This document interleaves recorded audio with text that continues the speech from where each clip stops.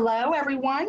We are now at about 60 days since we have been out of school, and it's been an interesting 60 days or thereabouts, that's for sure. I am Heather Luke with the Parents Place of Maryland, and I'm joined today by Vastine Koya. Hi, Vastine.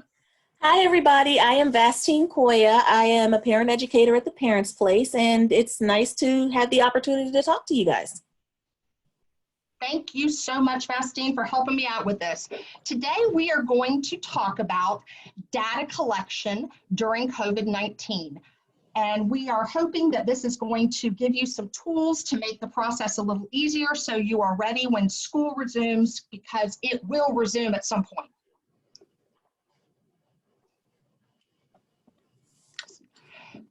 Before we get into the nitty-gritty of it, I just wanted to briefly review. Parents Place of Maryland is the parent training information center in the state, and our mission is to empower families as advocates and partners to improve education and health outcomes for your children with disabilities and special health care needs. Again, we're the Special Education and the Health Information Center. We've been around since 1990. We are governed by parents of children with disabilities or special health care needs, and our team of staff are made up almost, well, actually 100% of parents and close family members of children with disabilities and special health care needs. I am the parent of 3 children. I have a 23-year-old who's a college student.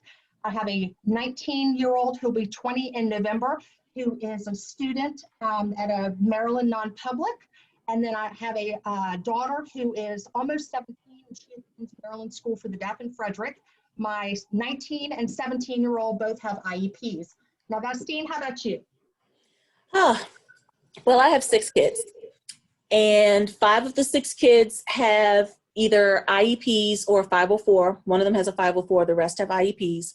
2 of them are in non-public. All of them have epilepsy, and the oldest 2 have additional mental health care needs scattered in like salt and pepper here and there. You got your hands full. It's not that bad. Listen, they're all blessings. Yeah. So during the COVID-19, Parents Place of Maryland is committed to continuing to provide information for families. We're going to continue to encourage collaborative problem solving and help come up with creative solutions, encouraging the school systems to provide equitable educational services that, excuse me, most students can access at home, while recognizing there's going to be students who won't be able to meaningfully engage. That's also, the meaningful engagement is could be impacted by not only the students' disabilities, but also maybe their access to internet or access to devices, or maybe they've got a parent who's working more than full-time, in any number of things. We're going to continue to identify ways to provide instruction in the home. And the reason this final bullet is in red is because this is what we're going to be talking about today, but identifying ways that we can help address concerns that families are facing about regression, skill loss, behavior, and other things. I know for me personally, and Vastine, I'm sure for you as well, one of the biggest concerns that I've got during this time is that all this work that my children have put into, and their teachers and related service providers have worked so hard over the years to get them to where they are. I'm concerned that we're going to kind of backslide a little bit. Yeah. Yeah. It's really hard when you have kids who are getting special needs met at school, like OT and PT and things like that. It's really hard when you have to bring that child home and you can see that their skills that they were gaining starting to regress.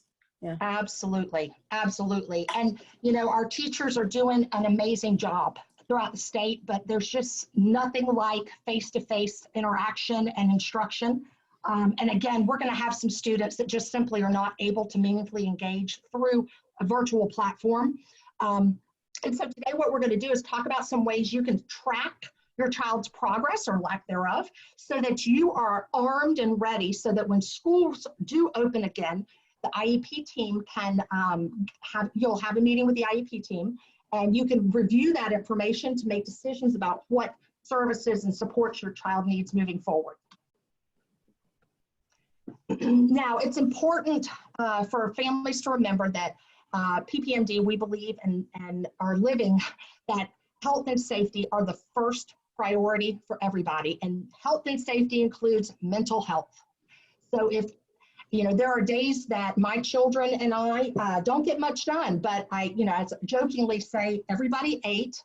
Everybody got to bed at a relatively decent hour, and I had the right children in the right bedroom, so that was a win.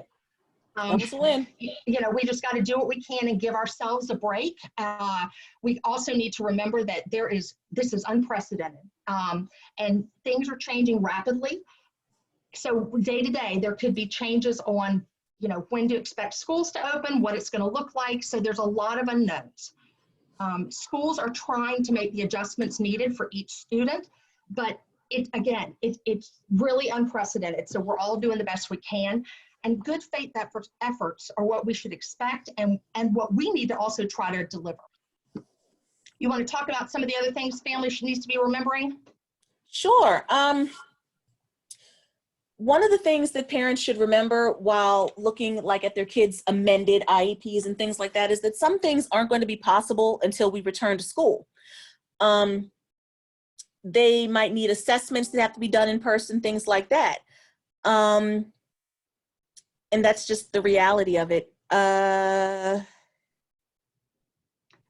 Should families, Bastien, should they worry about trying to get everything done? Oh, of course not. Absolutely not. The thing is, like you just said, everybody is alive at the end of the day. And I know for me, I have to have them medicated, have to have them fed, and everybody got to bed at a reasonable time. So that's a win for the day. And if academics takes a back seat for that day, then academics takes a back seat for that day. Absolutely. And remember too, PPMD staff is here for you. We are just like everybody else working remotely. And so as I've shared a number of times with people, our parent educators are ready and looking forward to working with you. Please, however, understand that you may be on the phone with them and you might hear a child scream or a dog bark or both, because we're trying to juggle a lot of things. So, just as long as you're okay with that, we're okay with it. Yeah. Early on, I ran across a blog that was done, and I've given the link to the blog down below here. It was from a woman who had been a public school teacher for many years, and she's a parent, and her children had attended public schools, and then at some point years ago, the family made the decision to homeschool. And she wrote this, and this just really hit home for me. And so I'm just going to read this verbatim. You are not homeschooling. You are crisis schooling. There is a huge difference. You may choose to homeschool when all this is over, but this is not what homeschooling looks like, not even remotely. Homeschool parents who choose this research for months or even years before they embark on the journey. They have vast networks of support from charter schools, where she teaches, in-person classes, online classes, co-op groups, park days, field trips, etc. They have huge groups on social media that they get involved in. Choosing to homeschool makes all the difference in your mindset and your preparedness. Crisis schooling is stressful and even trauma-inducing. And so I think it's important that we acknowledge that we aren't homeschooling. We are crisis schooling. We are doing the best we can. The teachers and the administration and the related service providers had, I think, maybe 72 hours notice to get ready to go virtual. There, give or take a few hours maybe. Families as well. There are children that are now realized and learned that they're not going to be able to say goodbye to their classmates for the end of this school year. They literally on that Friday, it was actually, I think, March 13th, if memory serves, had to pack everything up that they could fit in their backpack and just go home, not knowing what was going to happen next. So we need to, first of all, give our children a little bit of grace and remember that they're going through a trauma. We also need to give the teachers some grace, because they've had to take the curriculum that they've prepared to deliver in person and almost overnight switch it to an online platform. And I'm hoping that they're more computer savvy than I am. I'm not going to admit, Bastine, how many times it took you and I to get this webinar recorded. But let's I'm just not say either. that it's been a steep learning curve. Yeah. So it's, just give yourself, as a parent, just give yourself a break. You don't have to be perfect. And some days are going to feel better than others, and that's all right. Now, Parents Place of Maryland understands that when it's going to be very overwhelming to some degree when schools do open. Every one of us are going to feel like we need to have an IEP meeting immediately. There's just not going to be enough hours in the day. And then on top of that, we're going to need to be able to share with the team, what level where our child is currently performing.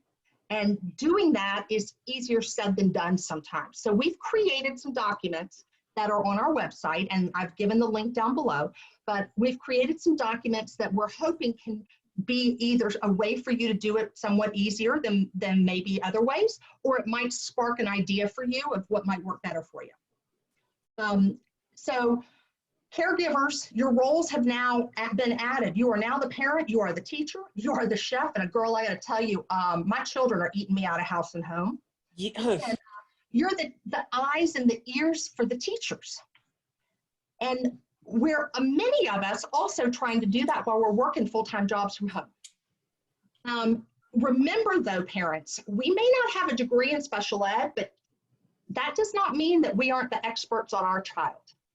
And so now is the time to prepare for the conversations that are going to be occurring when school resumes. Bastine, do you want to review some of the things that they can do to get ready? Sure. The first thing is to actually get the information in your hand. What that means is taking a look at your child's final IEP, the one that's been approved, not the copy that says draft like in the background, but the actual IEP. Find your child's most recent IEP progress report. The progress reports differ from the IEP in that they have detailed notes about basically the progress the child is making on the IEP. You want to review everything, and if you don't understand what you're looking at, which it can be confusing, please reach out to Parents Place. We can help you with that. We can help you review the child's IEP. We can help you determine areas where this might need to be reworded, or that might be able to be worked into their at-home learning or taken out of their at-home learning. Just reach out to us. We're here. Do you want to talk about the collecting data with your child's schoolwork? Sure. Yeah, absolutely. So collecting data. What is data? I mean, that's kind of an important piece, right? Data can include notes about your child's progress or regression and or behavior. And that can be a video maybe. You might video your child either sitting at the table doing classwork to show either a level of frustration or show success. If your child's having a challenge in accessing online learning or participating in like a big group Zoom classroom, again, taking a video. Now, I don't mean the whole hour, just a minute or two is I think probably for the most part fine, or just an audio recording. Start keeping copies of your child's work. And that doesn't mean just work that's done as an assignment from class. If your child's at home doing little art projects, or if your child's at home, doing any other kind of little activity, keep samples of it. And what I've done is I've got the expandable file folders, and girl, I don't have time to organize it. I'm just shoving stuff in there. And at some point I'll go back through it, but at least I know where it all is. And finally, any emails that you might have between you and your child's teacher or related service provider, that too is considered data. And it's important, more so now than ever, that we maintain an open and honest communication link between your child's teacher and yourself. Your child's teacher does not necessarily know when there's a problem unless you tell him or her. Right. And Heather, let me add on real quick. Please. In the educational world, as you are going to try to advocate for your child and advocate for services for the child, you're going to need what the school will call a paper trail. And basically, if you don't write it down, it never happened. And it is going to be so much easier to be able to prove that your child needs A, B, and C if you have A, B, and C in writing already. Absolutely. Absolutely. Thank you for reminding us of that. And keep in mind, again, we're going to say this, I think, probably throughout this entire webinar, but things are changing rapidly. We are all trying to adjust to working from home, but now is the time to support each other. And I'll use an example. My daughter is a deaf young lady who uses American Sign Language to communicate. And so that is not my first language, but I am able to communicate with my daughter. So that being said, she's currently reading Of Mice and Men, took me a minute to remember. And she had some questions. And in order for me to explain to her kind of some of the nuances, it would have required a level and a competency in ASL that I currently don't have. So I got to be honest, what happened at first is I kind of beat myself up. I felt like a bad mom. I realized that this is something that, I need to get better at. That being said, me beating myself up and feeling like a bad parent is not going to help her today. So what I did is I just sat down and sent her English teacher a quick email, and I was very honest. And I told her exactly what I just shared here. I felt frustrated, because I couldn't help her. And literally within minutes, I got a response from the teacher who was so understanding and appreciative of the information. And she shared with me, she said, I don't know this kind of stuff unless you tell me. And since I'm not seeing her in class every day, she's not able to necessarily ask questions, because the way they're doing it at her school is they're video recording the lecture so that children can watch it when they're able. It really kind of hit home to me that, it is really critical that we keep the teachers, instructors, related service providers fully informed of what's going on in your child's life, and admit if you need help with something, that's okay. Yeah. And Heather, just, kind of to remind everybody, nobody can help you unless they know what you need. Absolutely. It might seem like you're oversharing or you're ashamed to admit that you can't help your third grader with the math because they're using this new age math that makes no sense to anybody. Amen. Yeah, exactly. You don't need to be embarrassed. Nobody can help you if they don't know what you need. Absolutely. Absolutely. Thank you for that. So, remember that learning occurs during everyday activities. Have your child help cook dinner one night, not every night, because that might get a little stressful for you, or at least it would at my house. But, making a list of the items needed, following a recipe, all of these things are skills that are needed. Sounds like math and English to me. Girl, you got that right. And remember too that in school they have art, they have PE, they have computer maybe, they've got, all these different, what we used to call specials, right? Mm-hmm. So it's okay to have those also during the day.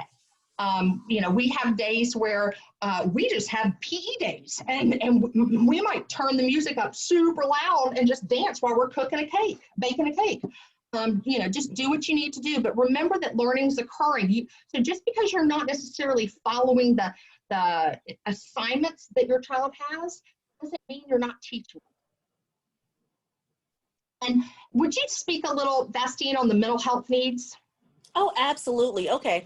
First of all, mental health is going to be important for everybody, but I see it as more important for the parents, because when you're on an airplane and the mask drops down, they tell you to put it on you first and then put it on your child, because if you pass out, the child isn't going to get any oxygen.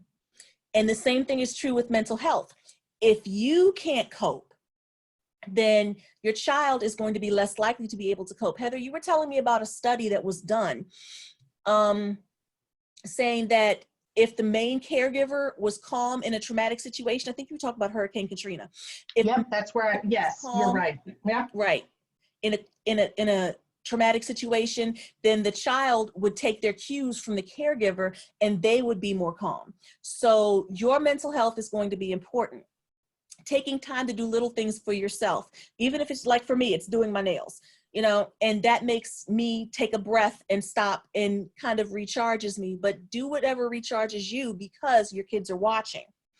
And in addition to that, you know, take this time to make some wonderful memories with your child.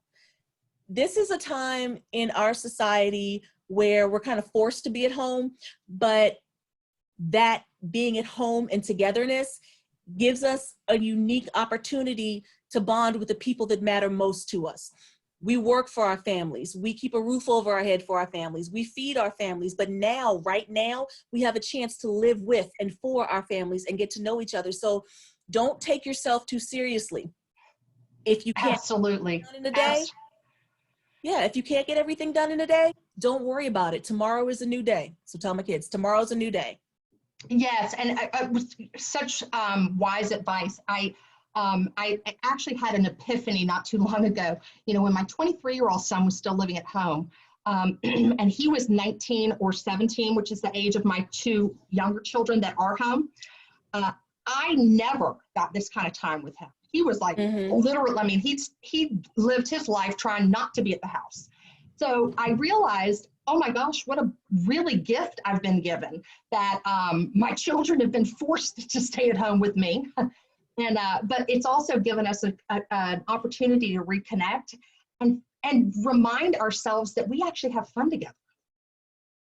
And I also think it's important to remember too that, for the rest of their lives, people are going to say, where were you during COVID-19? And I don't want my children to only remember the fact that their mother was screaming, hollering, and losing her mind.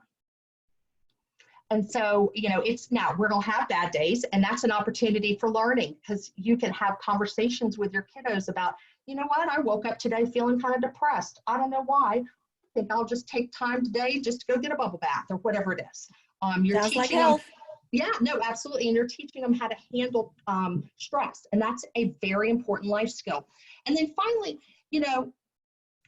if your child is getting distracted while trying to complete their schoolwork, or are there 3 other siblings in the house and your child, one of your children just simply cannot focus with the activity going on around them?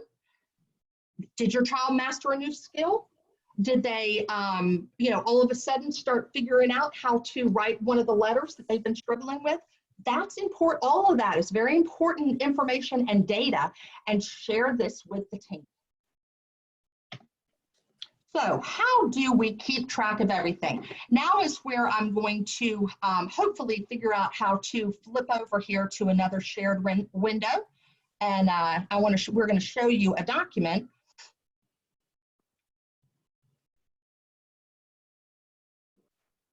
Okay. So we have put together a document, and Bastine, you see the current present levels? Yes, I do. I see the top. Perfect. Just make it, again, look, not computer savvy here. We're doing the best we can. Learning curve. Absolutely. So this is, again, this doesn't have to be done. And we don't want this to add any stress. This is just a tool that you can use if you feel like it'll help you. We have this on our website, and it is both in a fillable format, or you could just print it and write it. And look, I'm of a little bit older generation. I like to write things. I'm not, fillable PDFs to me are more trouble than they're worth, but a lot of people prefer that. This document, so it's the current present levels of performance. You could get real specific where you could list all down this first column, all the goals on your child's IEP, and then you could list the objectives with each of those goals, and then make notations about April 2020, which is, school released around March 13th. And there was a week or so, I think, here or there, some of this, it depends on which school division you were in, on whether or not they started immediately with online learning or if there's a little bit of a pause. But at any rate, about April 2020, kind of make some notes about how your child was performing on each of those areas. And then when schools open again, this is where you can, again, document that. So if you don't want to get that specific, and full disclosure, I personally don't, you know, you could just say, look, handwriting, I always think is a great example. And you could just say, you could just put handwriting, right? And on April 2020, make a note to yourself about a document, a page, a letter, something that your child wrote that you've saved in your notebook, your expandable file notebook or something, wherever you're keeping it, just to remind you where your example is. And then same over here. You can, again, make a little note to yourself so you remember it. If your child was getting super frustrated and you took a short video, you might want to make a note. Hey, remember you took the video. In the moment, I think we all feel like we're going to remember what we've done. The reality is, you know, we're 60 days into this right now, and it feels like it was a lifetime ago in March. So make these notes for yourself just so that it's not overwhelming when schools resume. Also, just so you guys know, if you need any help finding your child's objectives, determining which ones, you know, you actually want to or be able to keep track of, please reach out to Parents Place. That's what we're here for. Absolutely. Thanks, Vestine. Absolutely. So then the next page is, and we did this as a weekly documentation, but you know, you could have whatever works for you. We have the child's name, and the reason we did that, quite frankly, is many of us have more than one child. And this could be for a child with or without an IEP or a 504. All of our children are going to have some regression during this time. And then this would tell you what week you're documenting. And again, if you wanted to fill in the IEP goal here, or you could just do a main topic. And then if you want to go through with the objectives, you have this column on the far left, and you could do that, or you could leave it blank, or you could make notes to yourself, whatever you want to do. And then this is where you can just make notations. You could do things like, you know, only able to sit for 5-minute instruction on the Zoom class, or, you know, did great with a certain assignment, whatever it is. I would also use this section to make notes to yourself about, you know, things that may have impacted your child, like they wake up not feeling great that day. So, you know, they just needed to take a day of rest.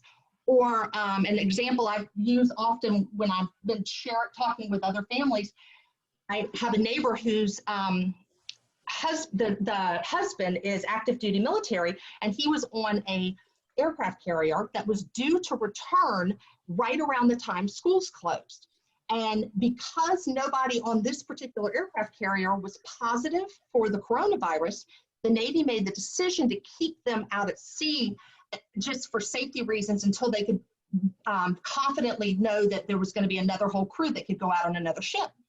So there was a week where his daughter, who was counting the days down for her daddy to come home, learned that daddy wouldn't be home for another month. That week wasn't very productive. That's the kind of thing you might want to document there. And then also, we have on the back page of this, just a place to make notations. You know, if you had, one of the things too is, you know, if you have a child that's doing, oh, I don't know, menu planning for you once a week, you might want to make a notation. Or, you know, one of the things with my 19-year-old is he's done an amazing job being 100% responsible for setting his alarm, getting himself up and taking care of his dog, walking the dog a couple of times a day. I'm just doing a beautiful job. That's where I notate that kind of thing too, because these life skills are also a part of what's important for learning. Do you want to add anything before we go back to the other presentation, Vestine? No, I really think you covered everything very thoroughly, and I don't have any questions. So yeah, I think you did good. All righty.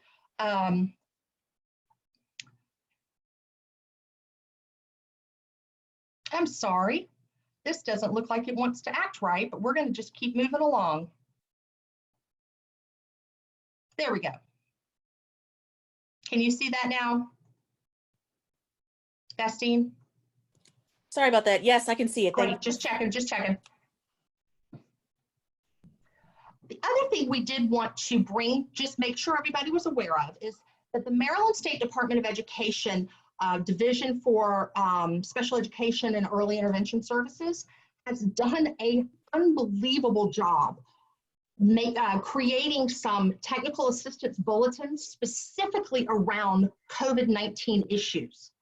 And everything that this is just a screenshot from their website. And again, I've cited it down at the bottom, but Everything you see here is a technical assistance bulletin that's been created and released within the last 60 days around COVID-19. And so there's some pretty amazing resources and information.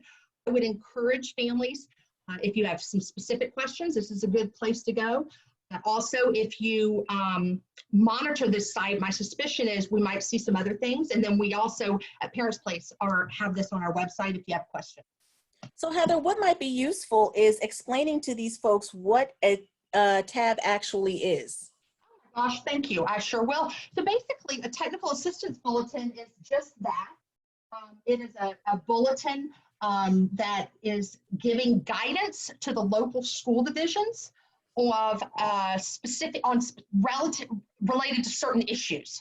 So if you look at these, like the very top one is just a general overview of serving kids with disabilities under IDEA, which is the federal law, Individuals with Disability Education Act, during school closures due to the COVID-19 pandemic. You can go down a few more. There's a specific 20-04 is addressing providing continuity of learning to deaf, hard of hearing, blind, low vision, and deafblind students. And within these technical assistance bulletins is not only guidance of what the responsibilities of the school divisions are, but it's also resources of where you might go get additional information. There's things, technical assistance bulletin for early childhood. There's a technical assistance bulletin addressing transition services for our kiddos that are ages 14 and up. So there's a whole lot of information and resources within these that can be very helpful. And again, they're written pretty in somewhat technical terms. And so let us know if you're reading it and you're like, what in the world does that mean? And we may not know either, but we certainly can go find out what it means. Absolutely. And finally, again, please do not hesitate to reach out to us if you have any questions. This is from our website, and it's a contact form. And you can just simply fill out this information and give us a short message of, what your question is.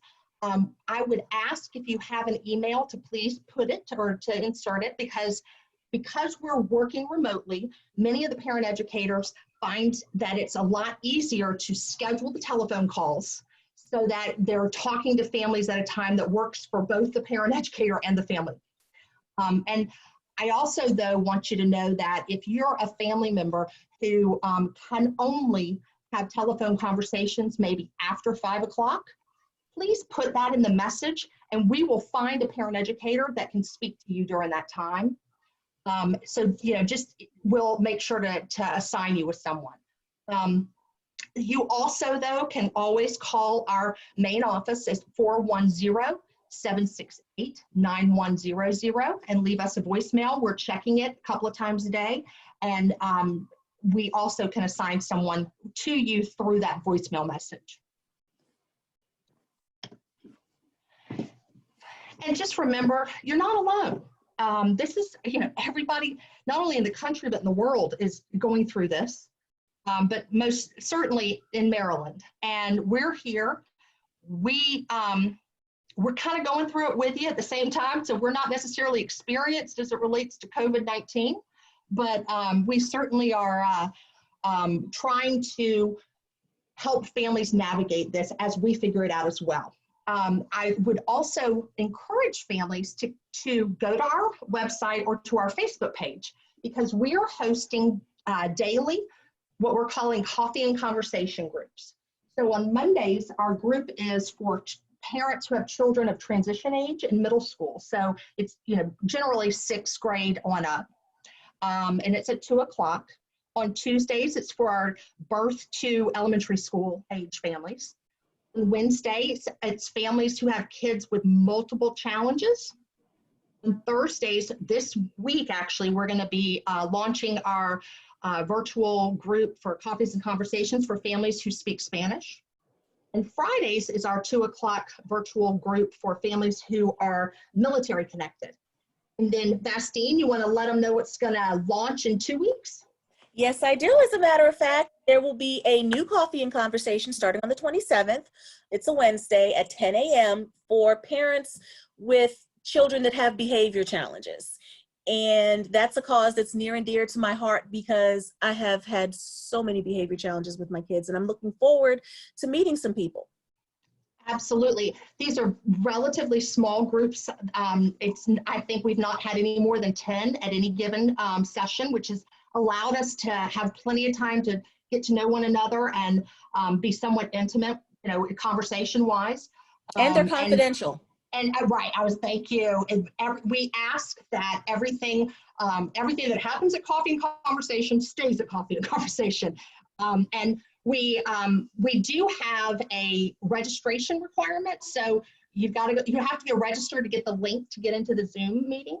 But it's also, look, you're allowed to be in your pajamas. You're allowed to be with makeup, without makeup, whatever. Or look, you can also turn off your screen, your video if need be. So we just want you to know that we're here, and it's a place to just come and invent, share successes, brainstorm, whatever you need.